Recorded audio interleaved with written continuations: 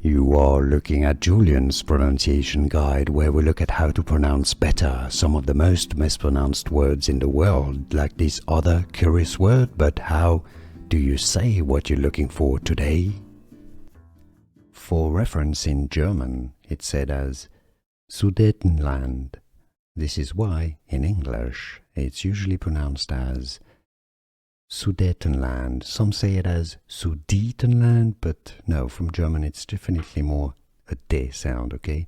Sudetenland. So some sort of skip the T in the middle and say it as Sudetenland. So it's, more of a flap T, Sudetenland. And it's how it's said a bit in German as well. But you can say it as Sudetenland as well, pronouncing the T, that's fine. Sudetenland or Sudetenland. Here are more videos on how to pronounce more confusing words and names too many mispronounced. Like this video if you found it useful. I appreciate your support. I'll see you soon and thanks for watching.